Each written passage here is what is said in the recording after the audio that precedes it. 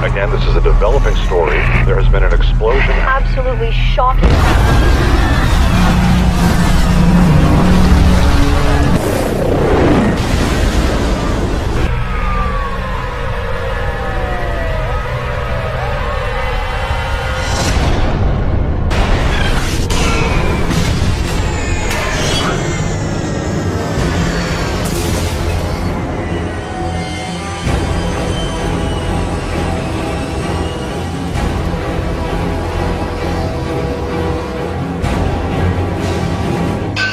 The violent shaking caught on security camera began around 8 Wednesday night. The deadly quake toppled shelves and leveled roofs. Sirens echoed as hundreds ran into the streets of Santiago. Dozens of smaller aftershocks rattled the country throughout the night after the initial 8.3 magnitude quake. Y el agua ha subido hasta la propia avenida. Tsunami waves caused flooding along the Chilean coast. What's left of these buildings in the seaside town of Los Villos shows the extent of the destruction. The latest eruption of Mount Sinabung sent a cloud of ash 3 kilometers into the air. Monitoring staff say it was one of the biggest since the volcano became active again in 2010. An eruption in February last year killed 11 people. Another blast in June forced the evacuation of more than 2,500 living nearby.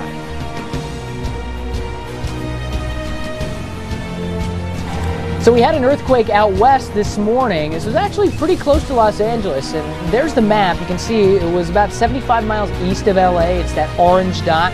This happened just after 9 a.m. Pacific time, so local time out there.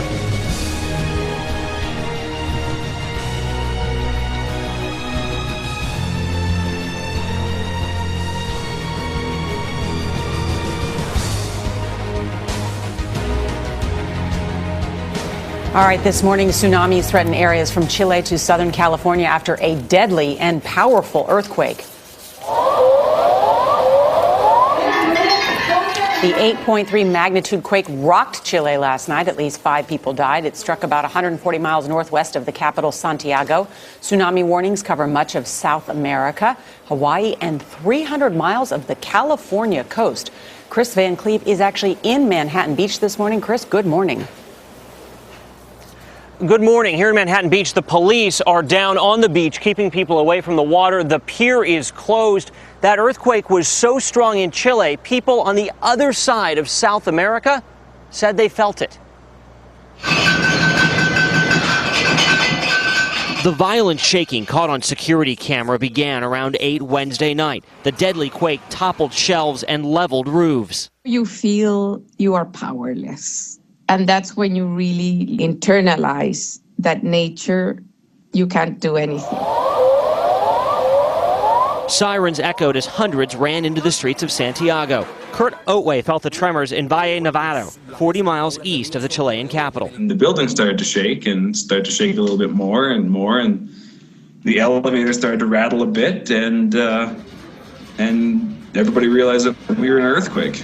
Dozens of smaller aftershocks rattled the country throughout the night after the initial 8.3 magnitude quake. Y el agua ha subido hasta la propia avenida. Tsunami waves caused flooding along the Chilean coast. What's left of these buildings in the seaside town of Los Villos shows the extent of the destruction. More than 1 million people were forced to evacuate their homes.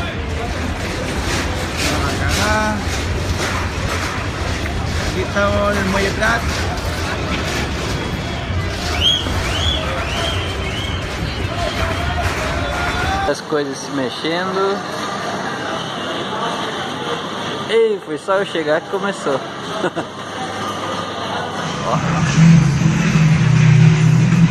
¡Gente! Estamos grabando Cable a Tierra. Es un temblor, hay que mantener la calma. Los llamamos en sus casas a mantener la calma. Estamos viendo justamente las imágenes en Américo Vespucio con Recoleta, cuando son las 7 de la tarde con 56 minutos. Apreciar el movimiento. ¿Cómo va entrando? Ese es un tsunami en vivo, Marcelo, ¿no? Absolutamente, hay que entender de que un río, el cauce de un río, en este caso el Marcamarga, el agua va hacia el poniente. ¡Oh, está temblando!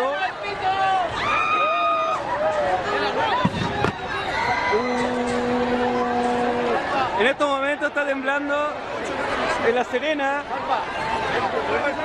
son las 7:54 y está temblando en estos momentos.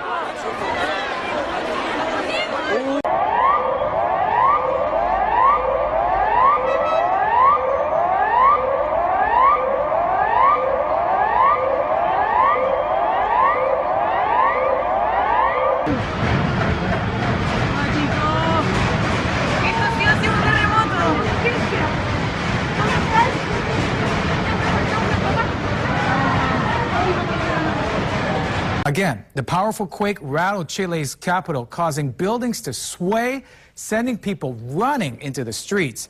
U.S. officials say it was centered about 153 miles northwest of Santiago, Chile.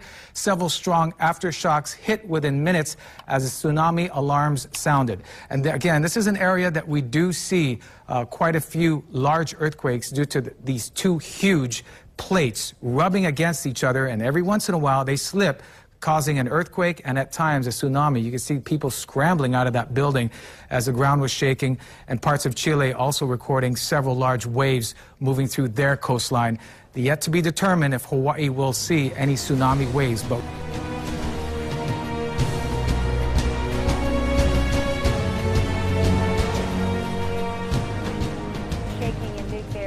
A 4.0 earthquake hit that area. I'm Virginia Shaw. And I'm Jason Martinez. This is about 8 miles southeast of Big Bear Lake, about 9:10 this morning. Let's go right to 10 News reporter Melissa Messiha in the live center now with reaction from those who felt it.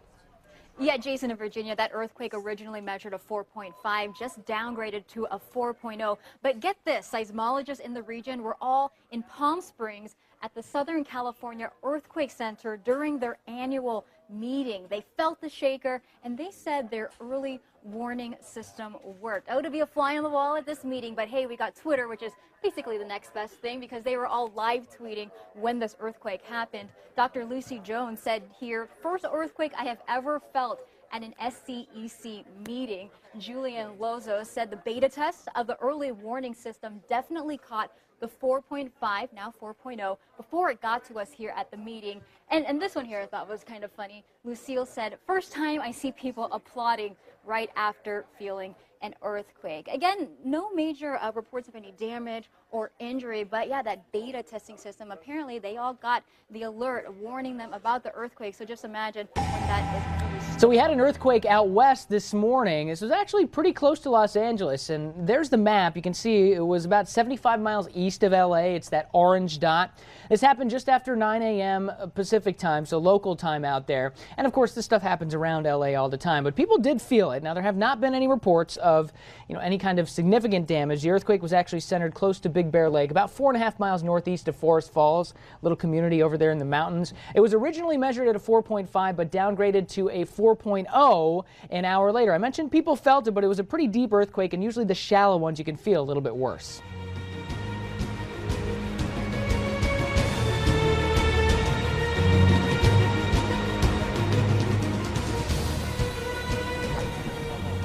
The latest eruption of Mount Cinnabung sent a cloud of ash 3 kilometres into the air. Monitoring staff say it was one of the biggest since the volcano became active again in 2010. An eruption in February last year killed 11 people. Another blast in June forced the evacuation of more than 2,500 living nearby.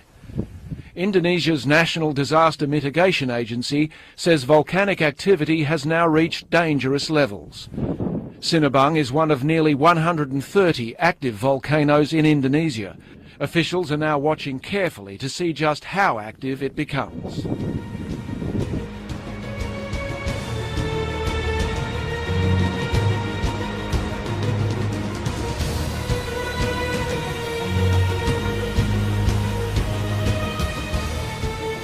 A close-knit group of polygamous families are suddenly in the national spotlight after deadly flash floods in Utah. Floods so bad, they're only seen about once a century. These very disturbing scenes happened near the Arizona border. Now, 12 of the victims were members of 2 families in the small polygamous town of Hilldale. Heavy rain sent a wall of water gushing from the canyons and washing away their 2 vehicles. The same flash floods killed at least 6 people in nearby Zion National Park. And authorities are still searching for others that are still missing. The Hilldale family members included 3 women and 9 children, ranging in age from 4 into their teens. Among them, Josephine Johnson Jessup, the oldest sister and often described as a sweetheart.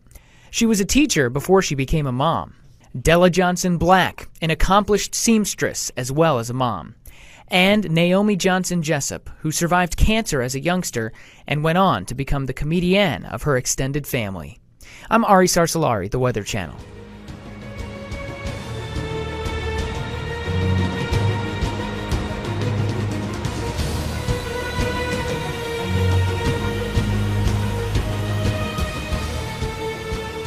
Hours-long deluge on Tuesday sent water gushing down Convoy Street in Kearny Mesa, had people wading through many rivers in Mission Beach, and for some property owners, may have just drowned their heart. Oh, it's done. It's totaled. This flooded new Lamborghini never made it out of the garage Wednesday across San Diego. Ronnie DeHart is making house calls. All over the ceiling in here, same thing on this area and this area again. Over a dozen of them, 15 to 20, he says, all day. Floor is getting damaged, carpets, everything that's on the floor. At a multi-million-dollar home in Del Mar, damaged the first time around by heavy rain in July, hit again Tuesday. Today, he's using thermal imaging to seek out moisture left behind before making all those repairs. Hours earlier, he was at the mall, the high-end stores at Fashion Valley, cleaning up after another rare summer storm. It's too much water for the drain again to handle, or it was clogged or dirty, and then all the drain water are overflowing and going inside the stores in the mall. And DeHart says flooding and water damage, as you would imagine, some of the worst damage that he sees. He says he estimates the repairs to that house that you saw in Del Mar, that multi-million-dollar house, could be up to $10,000.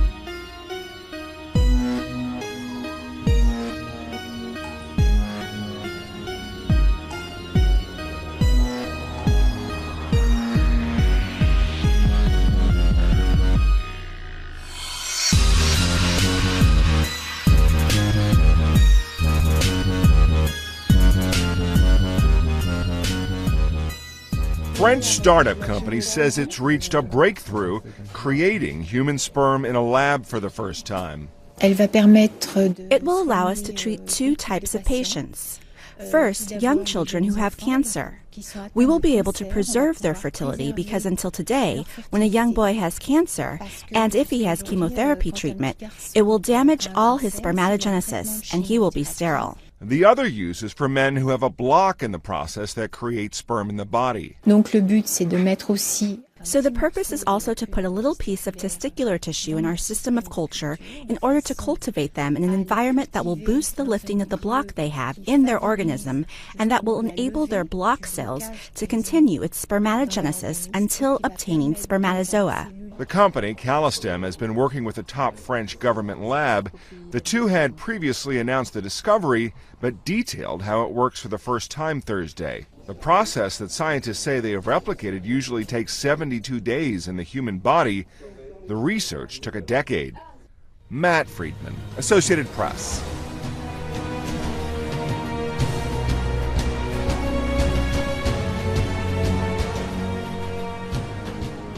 Nationwide salmonella outbreak linked to cucumbers is growing. The Centers for Disease Control and Prevention investigation identified vegetables from Mexico as a likely source. So far, 2 people died, more than 400 have gotten sick. Nearly 1 out of every 4 ends up in the hospital. A person infected with salmonella usually has fever, abdominal cramps, and diarrhea for about 4 to 7 days. Most people recover without treatment. The recalled cucumbers were sold between August 1st and September 3rd in 31 states, including Ohio, Kentucky, and Indiana. Kids under 5, older adults, and people with weakened immune systems are more likely to have complications from salmonella. The CDC says more than half of those sickened are under 18 years old.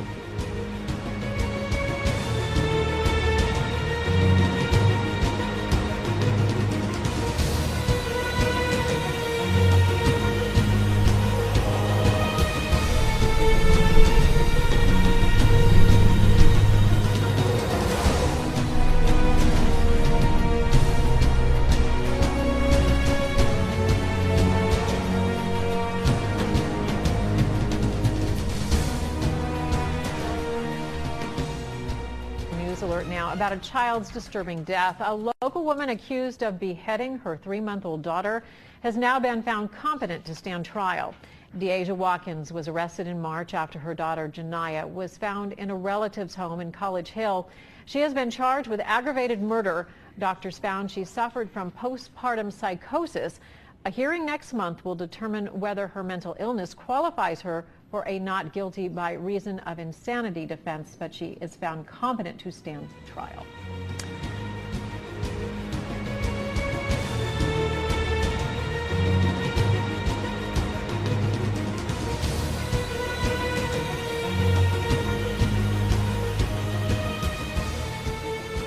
We have some news just into CNN. More than 100 people, most of them children, have been hospitalized after a fire at a flower shop in East China.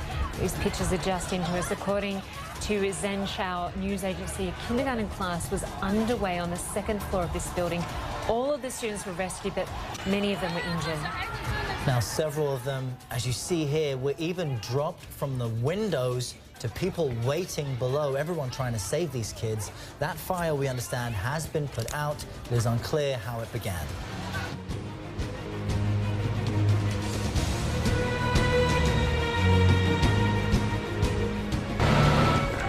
We just walked onto this property. We walked onto the grounds of the shrine and the campus to see for the first time how much progress has been made already.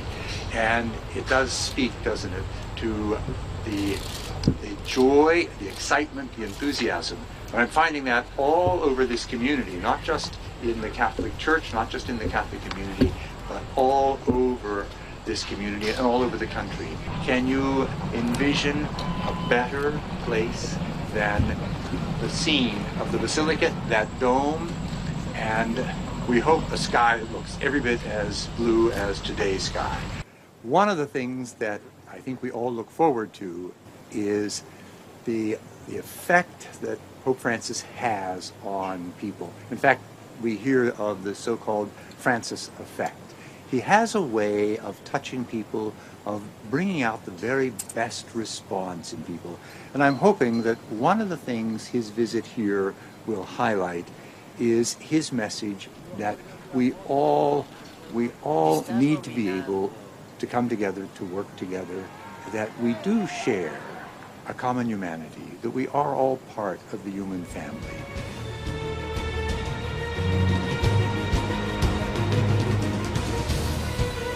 A lot of water, in fact, some up to people's doors or homes in St. Lucie County, as people in one particular community hope that that water starts to subside. News Channel 5's Alyssa Hyman joins us now live with more tonight. Alyssa? Well, several of the streets are still underwater out here tonight. If you can see where I'm standing, it's about ankle deep, maybe even deeper. We're out here at the Holiday Out community just off South Ocean Drive on Hutchinson Island. And right now, as you can see, with flooding like this, the biggest problem is just getting around.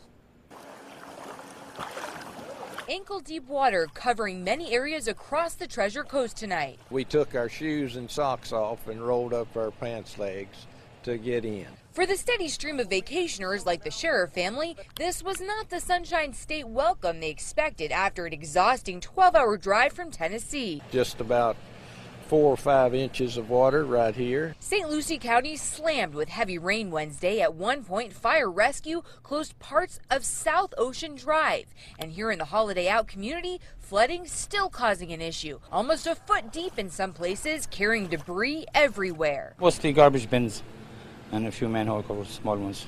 And they were doing what?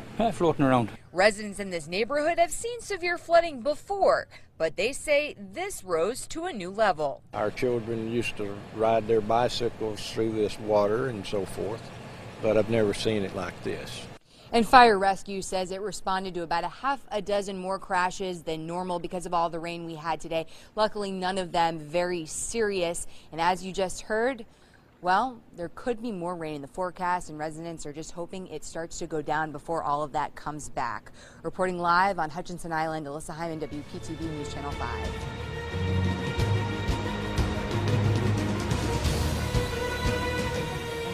Breaking news right now at 5, a rough ride home for some kids in Odessa. Good evening and thanks for joining us. I'm Wendy Ryan. And I'm Brendan McLaughlin. Tonight in for Jameson Euler. That school bus drove right into a pond and overturned. It happened at 9 Eagles Drive and Kings Mill Place in Odessa. The bus full of children from Bryant Elementary School. We're taking action for you now with team coverage. And we begin with ABC Action News reporter Michael Paluska live on the scene right now. Michael, is everyone okay? Brendan, that's the good news. We've just learned 27 students from Mary Bryant Elementary School are fine. They were pulled off the bus about an hour and a half ago. We're going to show you the path of destruction. The bus took out a metal signpost and then came down, and it actually hit the top of this tree branch and then careened all the way down into the pond. They've just removed the bus. They're taking it to collect evidence. Let's show you some video we shot a short time ago of the bus in the water. Apparently, the back emergency hatch of the bus popped open. That is how a majority of those 27 kids were able to make it out and get to safety, along with a number of deputies jumping in to help them. What we've learned right now is that investigators are talking to the bus driver, trying to figure out exactly what happened. We spoke to that bus driver's wife. She told us that he called her and he said that the brakes went out. As we've been reporting all day today, it's an extremely old bus, has nearly 300,000 miles on it. We spoke to the school public information officer. She sort of described to us what the next steps in this investigation will be. Relatively new bus driver for us, but has experience driving buses, so we're pulling all the records now. And parents we spoke to were rushing to the scene. They were terrified, trying to figure out exactly what happened. We're going to try to get more information from police as they take the bus in to process it for evidence. It appears that they were looking at the front wheel and really checking that area out. As we mentioned, it is an older bus, so we'll figure out if this was a mechanical or if something else happened. But people on scene saying the bus driver was a hero. We're live here in Hillsborough County tonight. Michael Paluska, ABC Action News. Michael, thank you. Meanwhile, our team coverage continues right now with ABC Action News reporter Lauren Rosella. She is live also on scene in Odessa with the latest. And Lauren, I know you've been talking to some kids out there who have pulled each other to safety, right? Such amazing stories of heroics out here. Again, guys, such amazing stories of heroics out here tonight. I couldn't believe just talking and hearing some of the stories out here. We had first responders that were going into these cars. They were into the bus. They were sweeping underneath every seat to make sure that no children were missing. But we also saw a child that was getting into the car. His socks were wet and dirty, and he told us that he managed to pull several of his friends out of the bus just to make sure that they were okay. But he also recounted the terrifying moments when he says the bus hit a tree and plunged into the pond. Here's what he had to say.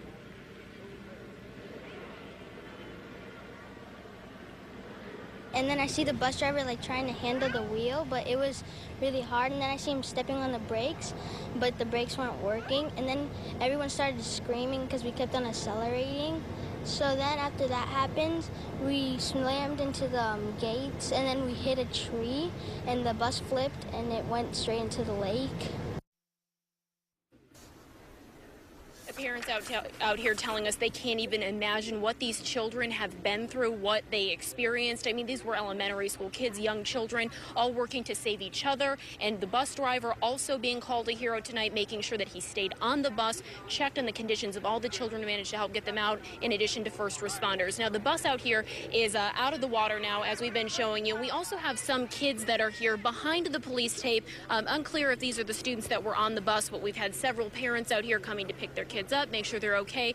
But ultimately, no injuries, no serious injuries whatsoever. The bus driver and all 27 children aboard this bus accounted for. Reporting live, Lauren Rosella, ABC Action News.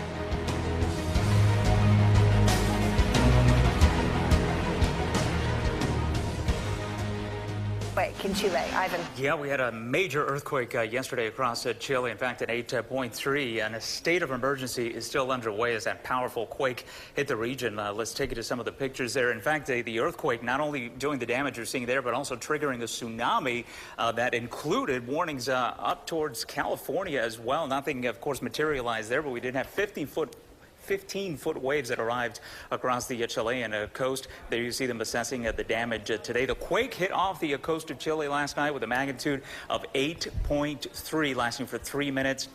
Dozens of aftershocks, of course, have continued. And get this, about 1 million people. Imagine that, 1 million people had to get out of the way. There were evacuation orders in place. I want to show you that the danger is not over here on this map here. What you see here, this is a cluster of aftershocks here, the blue dot representing the actual epicenter of the 8.3, but we've had numerous aftershocks that have continued, and the reason that's important is because basically an aftershock is just an earthquake, and we've had actually significant aftershocks. Look, 7.0, a 6.4, a 6.5. If your home was damaged as a result of the original 8.3, it could come down as a result of these aftershocks here. So the danger is not over. The tsunami danger obviously has passed, and the reason we had it is because the earthquake occurred underwater, and they did have those 15-foot waves arriving there. But at this point, we're just going to continue to track the aftershocks, which, by the way, with an 8.3 can last for months, if not years, but they diminish in intensity and frequency. We'll keep you posted on that, and hopefully the death toll remains low